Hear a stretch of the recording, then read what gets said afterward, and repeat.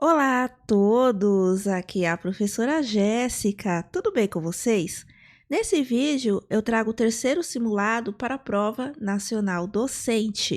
Antes de mais nada, se você é novo ou nova aqui no canal, inscreva-se, deixe o seu like e compartilhe o vídeo para o conhecimento chegar a mais pessoas. Lembrando que aqui no canal já temos 2 simulados para PND. Se você ainda não assistiu, eu vou deixar na descrição desse vídeo os links para você assistir, como também o link para download gratuito do material que será apresentado. Serão 7 questões, algumas retiradas de provas anteriores do ENAGE e também questões inéditas. Então vamos lá para o simulado? Questão de número 1. A alfabetização no Brasil tem sido influenciada por diferentes propostas pedagógicas que dialogam com as necessidades sociais de cada época. Em cada mudança de perspectiva, surgem novas metodologias e materiais didáticos, mas também persistem práticas do passado. Nesse cenário, destaca-se a importância de práticas que articulem o aprendizado do sistema de escrita com situações reais de uso da linguagem, favorecendo a construção de sentidos e a participação social do estudante. Considerando a abordagem do texto, avalie as asserções a seguir e a relação proposta entre elas. 1. A alfabetização, quando desvinculada de práticas de letramento, tende a limitar o aluno ao domínio do código escrito, sem possibilitar que ele compreenda a função social da leitura e da escrita. Porque 2. Situações reais de uso da leitura e da escrita inseridas no cotidiano escolar contribuem para que o aluno atribua significado ao que aprende, tornando-se capaz de atuar criticamente em diferentes contextos sociais. Assinale a opção correta. Lembrando que essa questão foi retirada da última prova do ENAGE, no caso 2021, porque 2024 ainda não foi divulgado. E esse simulado é para a área da pedagogia, mas também teremos questões da formação geral comum. Então vamos lá, assinale a opção correta. Seria alternativa A, as asserções 1 e 2 são verdadeiras e 2 é uma justificativa correta da 1? B, as asserções 1 e 2 são verdadeiras, mas a 2 é uma justificativa correta da 1? C, a asserção 1 é verdadeira e a asserção 2 é falsa? D, a asserção 1 é falsa e a asserção 2 é verdadeira? E, as asserções 1 e 2 são falsas? Vamos voltar lá às asserções. 1, alfabetização quando desvinculadas das práticas de letramento. São coisas separadas, mas caminham junto. Se o estudante ele não tem o domínio do letramento, do mundo da leitura e da escrita, ele vai ser apenas um codificador. E lá na frente será um analfabeto funcional, que não sabe interpretar um texto, por exemplo. A 2, situações reais de uso da leitura escrita inseridas no cotidiano contribui para que o aluno atribua significado ao que aprende. Aliás, qualquer aprendizagem, não importa língua portuguesa, matemática, ciências e afins, quando está associada a práticas do cotidiano, tende a ser mais significativas aos estudantes, pois eles veem sentido naquilo que estão aprendendo. Opa, isso vai servir na minha vida. Portanto, a resposta correta da questão de número 1 é a letra A de amor. As asserções 1 e 2 são verdadeiras e a 2 é uma justificativa correta da 1. Essa afirmação, a primeira, é verdadeira. Ela se refere à crítica às abordagens tradicionais de alfabetização que enfatizam apenas a decodificação, a tecnologia da leitura e da escrita, que no caso é saber ler e escrever. Sem integrar o uso real e significativo da linguagem, sem o vínculo com o letramento, ou seja, com práticas sociais concretas de leitura e escrita, o aluno pode até saber ler tecnicamente, mas sem compreender o porquê de ler, para que se ler e com que finalidade, logo, não tem crítica, não tem interpretação de texto. A asserção 2 ela é verdadeira porque ela reflete a concepção contemporânea de letramento, que valoriza o ensino da leitura e da escrita em contextos significativos, nos quais os alunos vivenciam a linguagem como ferramenta de participação social, crítica e cidadã. A relação das duas asserções. A 2 justifica a 1 porque mostra o motivo pelo qual a alfabetização precisa estar articulada às práticas de letramento, para que o aprendizado da leitura e da escrita faça sentido e empodere o aluno socialmente. O uso real da linguagem, como apontado na 2, é o caminho para superar as limitações indicadas na 1. Então, a 2, ela complementa, ela justifica a seção 1. Portanto, a resposta correta da questão de número 1 é a letra A de amor. 2. O pedagogo que atua em espaços não escolares como museus, centros culturais e organizações sociais precisa desenvolver projetos educativos que dialoguem com o perfil do público atendido. Nesses contextos, o pedagogo articula teoria e prática, organizando ações que promovam aprendizado, reflexão crítica e participação social, considerando as especificidades de cada ambiente.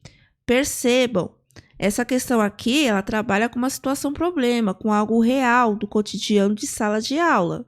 Então, teremos esse tipo de questão nas questões objetivas. Agora, o que é para responder? Próximo parágrafo. Considerando o contexto apresentado, o pedagogo e seu perfil profissional, é correto afirmar que sua atuação em espaços não formais, ou seja, não é a escola de educação infantil, anos iniciais, ensino médio, fundamental 2, enfim, em sim espaços não formais. Seria a alternativa A, baseada apenas na criatividade em ações espontâneas sem necessidade de planejamento prévio.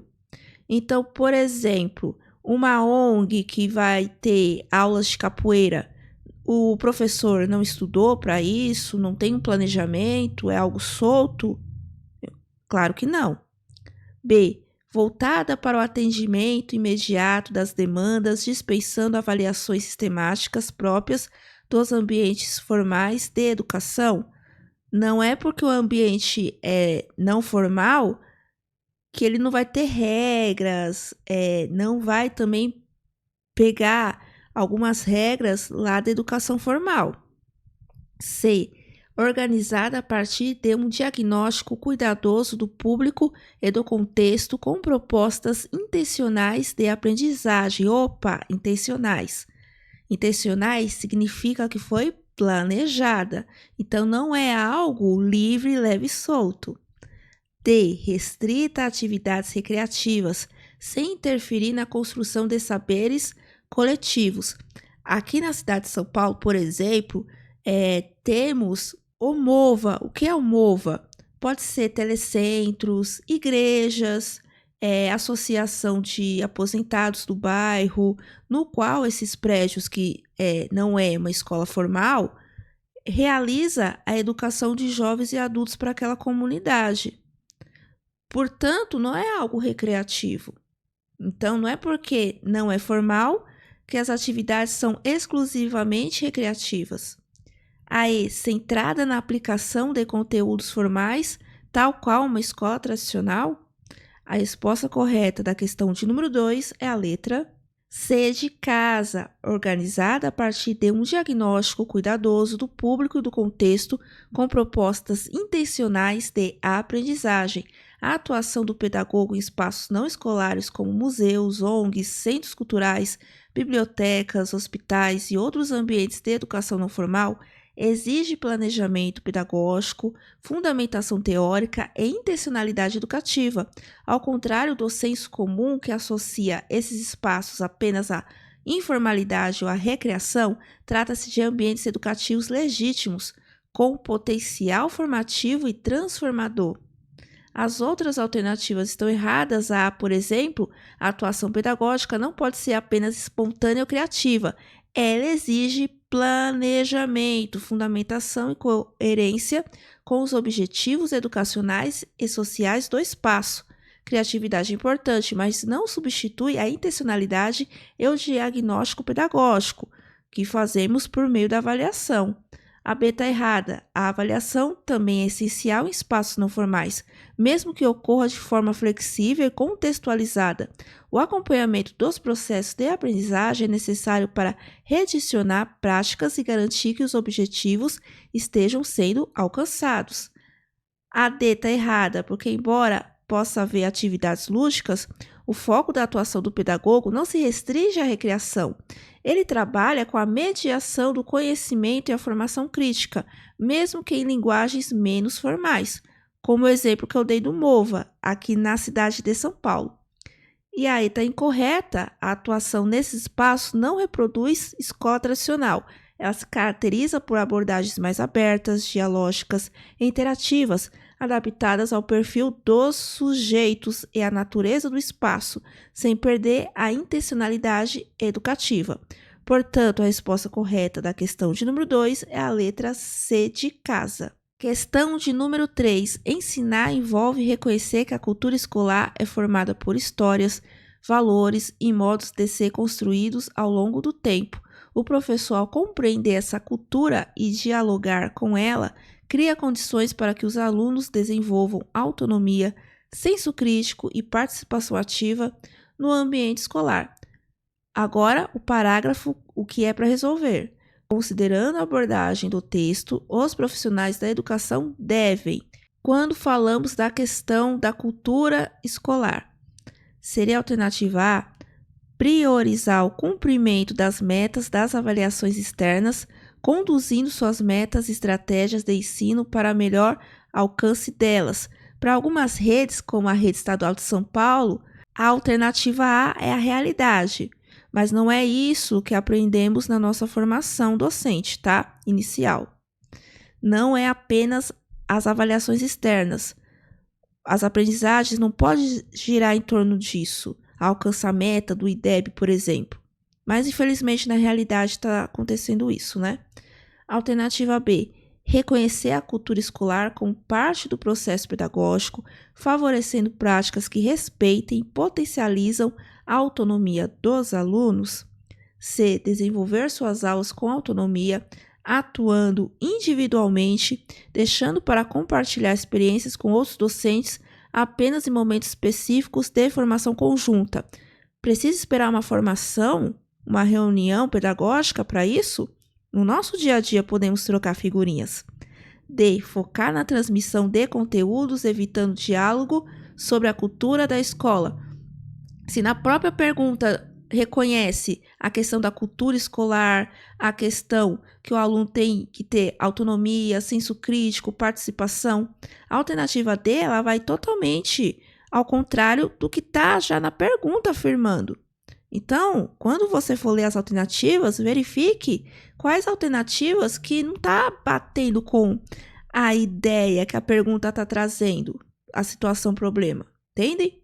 E aí, utilizar o planejamento pedagógico como forma de cumprir com as normas e formalizações da instituição?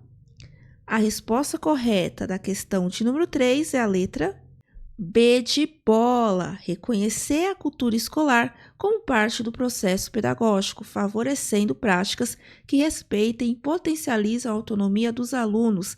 Ensinar vai muito além da simples transmissão de conteúdos. Trata-se de um processo dialógico, contextualizado e culturalmente situado, ou seja, a mediação. A cultura escolar, composta por valores, normas, rituais, linguagens e relações construídas historicamente, influencia diretamente os modos como o ensino e a aprendizagem ocorrem. O professor que reconhece essa cultura e trabalha em diálogo com ela contribui para uma educação mais crítica, inclusiva e transformadora. A atuação consciente nesse cenário exige compreensão da cultura escolar como contexto formador, ou seja, compreender a situação dos estudantes, o histórico daquela comunidade, daquela escola. Promoção da autonomia discente por meio de práticas participativas, valorização do senso crítico, da escuta e da reflexão, abertura ao diálogo e à escuta ativa, palavra-chave, das vivências dos alunos. Portanto, a resposta correta da questão de número 3 é a letra B de bola. Questão de número 4. Na educação infantil, as crianças constroem sentido a partir de múltiplas linguagens, gestos, sons, palavras, desenhos e brincadeiras. Ao propor atividades que entregam essas linguagens, o professor contribui para a formação integral, respeitando o tempo de cada criança e valorizando suas experiências. E quando eu falo de formação integral, não é escola de tempo integral, mas formar o sujeito como um todo, emocional, físico, cognitivo, enfim. A partir das definições expressas no texto e sobre o ensino de língua portuguesa nos anos iniciais da escolarização, avalie as afirmações a seguir. Mas, professora Jéssica, a pergunta está falando da educação infantil, agora está pedindo sobre os anos iniciais? Lembre-se, a educação infantil não pode haver uma ruptura do ensino fundamental. É um processo em espiral. Algumas coisas as crianças terão vivência na educação infantil e lá no fundamental elas vão aprofundando. O que seria aprofundar? A alfabetização, né? E não se esqueçam que nos anos iniciais elas continuam crianças. Então vamos lá. 1. A alfabetização na educação infantil deve ser desenvolvida em atividades de exploração do código, evitando contextos mais amplos para não dispersar a atenção da criança. Educação infantil, o objetivo principal é a alfabetização. 2. O professor precisa planejar experiências que unem diferentes linguagens, oral, escrita, corporal e artística, promovendo aprendizagens integradas e significativas. Essa aqui tá bacana, tá bem completa, que vai atender o que eu falei sobre a formação integral.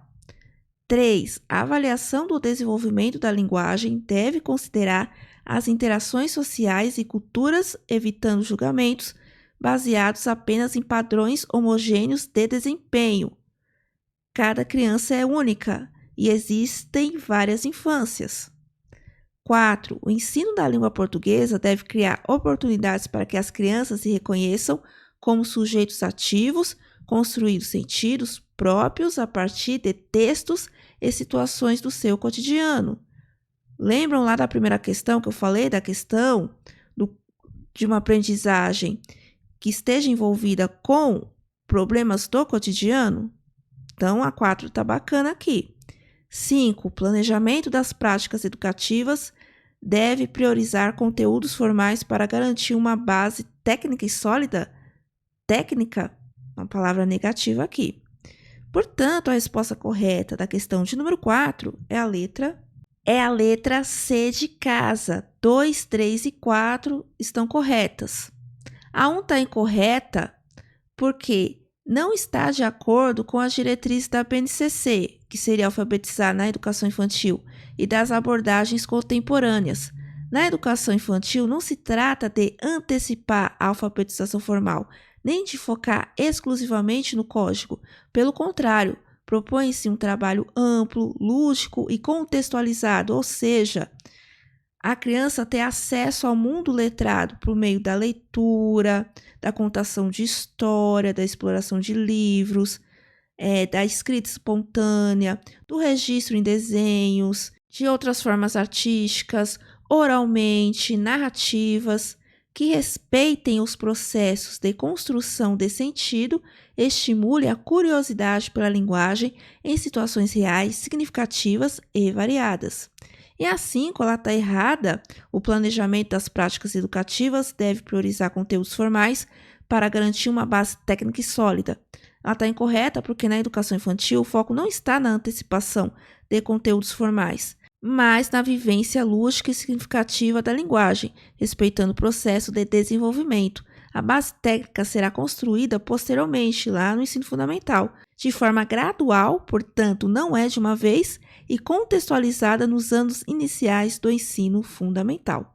Portanto, a resposta correta da questão de número 4 é a letra C de casa. Questão de número 5. Uma professora do terceiro ano decidiu propor aos alunos que pesquisassem com suas famílias e vizinhos histórias de brincadeiras, rituais e festas locais. Ao reunir os relatos, percebeu que algumas tradições haviam se transformado ou desaparecido, enquanto outras eram reinventadas pelas novas gerações. Durante as discussões em sala, as crianças compararam as práticas de diferentes grupos, refletindo sobre o que se mantém e o que muda ao longo do tempo. A professora aproveitou para abordar o conceito de cultura, afirmando que não existe cultura pura ou superior, mas sim manifestações diversas que dialogam entre si. Daí temos a situação problema que aconteceu em uma sala do terceiro ano e agora o que é para responder. Com base na situação e nos fundamentos da antropologia da educação, qual seria a compreensão mais adequada sobre o uso pedagógico dessa atividade? Seria a alternativa A: a atividade permite reconhecer a pluralidade cultural, porém reforça hierarquias ao priorizar tradições mais antigas como superiores às atuais. A própria pergunta diz que a professora lá do terceiro ano, ela teve um debate com os alunos dizendo que não existe uma cultura pura e superior. Então, A não tem nada a ver com a pergunta. Então, tá fácil de eliminar aqui. B. O levantamento de práticas culturais diferentes amplia a percepção das crianças sobre a dinâmica cultural e favorece uma aprendizagem crítica sobre diversidade. Essa está mais de acordo com a situação problema da pergunta. C. A utilização de memórias familiares limita a aprendizagem, pois não introduz conteúdos novos, universais e acadêmicos. E a cultura popular, onde fica? D. O estudo de festas e brincadeiras não contribui para o currículo, uma vez que trata de saberes informais. Do senso comum, claro que não, faz parte do cotidiano das crianças. E a proposta é válida apenas como recreação, pois não se conecta a conceitos pedagógicos relevantes. Claro que não, pelo contrário. Inclusive, pode-se trabalhar a interdisciplinaridade em história, arte, língua portuguesa, geografia. Portanto, a resposta correta da questão de número 5 é a letra B de bola. O levantamento de práticas culturais diferentes amplia a percepção das crianças sobre a dinâmica cultural e favorece uma aprendizagem crítica sobre a diversidade.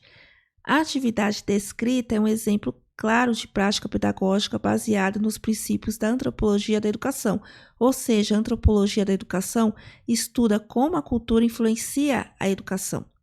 Que entende a cultura como conjunto dinâmico, plural e constantemente transformação.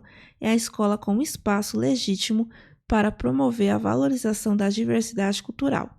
Ao propor que as crianças pesquisem com suas famílias e vizinhos sobre brincadeiras, rituais e festas, a professora estimulou a escuta ativa e o resgate da memória coletiva, promoveu a valorização dos saberes populares e comunitários, incentivou o pensamento crítico ao comparar diferentes tradições e refletir sobre as mudanças, abordou o conceito de cultura de forma contextualizada, mostrando que não é estática e nem hierárquica, mas sim fluida e múltipla.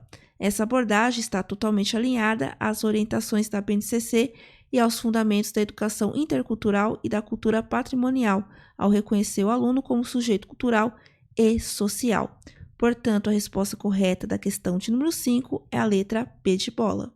Questão de número 6. Uma escola decidiu incluir em seu projeto pedagógico um ciclo de debates filosóficos mensais entre professores e alunos. Os encontros não tinham como objetivo transmitir conteúdos curriculares específicos, mas propor reflexões sobre temas como justiça, liberdade, ciência e educação. Em um dos debates, os alunos questionaram por que certos conteúdos escolares são ensinados e outros não. A partir disso, discutiram a ideia de que ensinar sempre envolve escolhas éticas e políticas. Considerando o texto e o papel da filosofia da educação, qual interpretação expressa melhor o sentido desses debates? Seria a alternativa A: os debates demonstram que a filosofia é apenas um espaço de opinião pessoal, sem relação direta com a prática escolar? Como não? Inclusive, na filosofia, estudamos questões como ética e moral, que é um estudo, portanto, não é uma opinião pessoal. B. As discussões favorecem a percepção crítica de que a seleção de conteúdos é neutra e técnica. Neutra, técnica, palavras negativas, pode excluir a B. C. Os encontros servem para discutir temas abstratos sem impacto na organização do ensino e no currículo escolar? Temas abstratos? Justiça, liberdade, são abstratos? D. A função da filosofia da educação nesses encontros busca reforçar os valores já estabelecidos pela escola? Não, a escola não vai estabelecer nada, e sim vai ser um canal de diálogo, de crítica, de construção de ideias. E aí, os debates instigam alunos e professores a compreender que todo ato educativo carrega escolhas e finalidades que podem e devem ser questionadas. A resposta correta da questão de número 6 é a letra E de escola. Os debates instigam os alunos e professores a compreender que todo ato educativo carrega escolhas e finalidades que podem e devem ser questionadas. A proposta dos debates filosóficos mensais vai ao encontro do papel fundamental da filosofia da educação, provocar a reflexão crítica sobre os fundamentos, as finalidades e os valores que orientam a prática educativa. Ao discutir temas como justiça, liberdade, ciência e educação, e ao questionar quais conteúdos são ensinados e por quê, os participantes passam a perceber que a educação não é neutra, ela está sempre atravessada por decisões éticas, políticas, históricas e culturais. As escolhas curriculares refletem interesses, concepções de mundo e de sujeito, questiona o que se ensina e também questiona para quem, por quê e com que finalidade se ensina. A filosofia da educação não está limitada à teoria, mas tem implicações práticas na organização do conteúdo, das metodologias, da gestão escolar.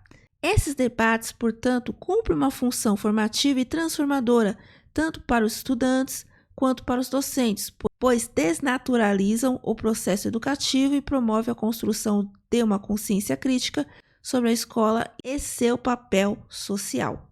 Portanto, a resposta correta da questão de número 6 é a letra E de escola. Antes de resolvermos a nossa última questão desse terceiro simulado, só lembrando que eu tenho apostilas em PDFs para pedagogia e geografia.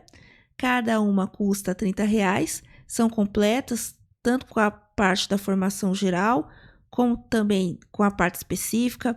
Além do resumo de cada tópico, todos os resumos têm referência bibliográfica, citação de autores, legislação, tem questões inéditas e comentadas, vídeos de apoio dentro do arquivo do PDF, mapas mentais. Então, uma apostila em PDF super completa, mais completa que a concorrência. E cada uma custa apenas R$30. E para você que está com dificuldade na questão discursiva, eu também tenho meu curso online para a questão discursiva por R$50. Os links das apostilas e do curso ficarão aqui na descrição do vídeo para você adquirir lá no site da Hotmart. Então vamos lá. Uma rede escolar municipal implantou projetos de hortas comunitárias, coleta seletiva e campanhas de economia de água. Professores e estudantes registraram mudanças nos hábitos de consumo e começaram a refletir sobre impactos ambientais locais. A proposta pedagógica buscava não apenas ensinar conceitos ecológicos, mas criar responsabilidade coletiva. Então, mais uma vez, uma situação problema de sala de aula. Agora, no próximo parágrafo, o que é para responder? Com base no texto em princípios da educação socioambiental, o educador deve atuar de modo a, seria a alternativa A, centrar suas ações no ensino de informações técnicas sobre o meio ambiente, evitando discussões que possam gerar conflitos com valores familiares. Mais uma vez, a palavra técnica vimos em outras perguntas, que é uma palavra negativa. B. Trabalhar a educação ambiental como componente curricular específico, relacionando a datas comemorativas para melhor integrar com outras áreas do conhecimento? Ficar preso apenas a datas comemorativas? Claro que não. Isso pode acontecer em qualquer época do ano, dia a dia. C. Promover práticas que relacionem os conteúdos escolares com ações concretas do cuidado ambiental, incentivando ações éticas e participação ativa da comunidade. Seria a alternativa D. Focar em normas de conservação e disciplinarização dos alunos, como foco exclusivo em questões locais para tornar a aprendizagem mais significativa. Conservação, disciplinarização, só focar no local e o global. O local está isolado do global? Claro que não. E limitar a discussão ambiental às práticas da escola sem conexão com a realidade do bairro e da cidade? Também não. A resposta correta da questão de número 7 é a letra C de casa, promover práticas que relacionem os conteúdos escolares com ações concretas de cuidado ambiental, incentivando atitudes éticas e participação ativa da comunidade. A educação socioambiental vai muito além da simples transmissão de informações técnicas ou do ensino de datas comemorativas. Ele deve ser compreendido como um processo crítico, participativo e transformador, que visa formar cidadãos conscientes, capazes de compreender os impactos das ações humanas no meio ambiente e de agir de forma ética e responsável em sua comunidade e no planeta. No texto apresentado, a rede municipal promoveu ações concretas, hortas, coleta seletiva, economia de água, integradas ao currículo e vivenciadas por professores e alunos que passaram a refletir sobre seus hábitos e impactos ambientais locais. Isso está totalmente alinhado à proposta da educação ambiental como prática pedagógica contínua, transversal, crítica e emancipatória, como propõe a Política Nacional de Educação Ambiental, que é a Lei número 9.795/1999. Portanto, a resposta correta da questão de número 7 é a letra C de casa. Deixa aqui nos comentários quantas questões você acertou, se achou as questões fáceis ou difíceis e se você está estudando para a PND. Bom, eu espero ter ajudado. Até a próxima. Tchau!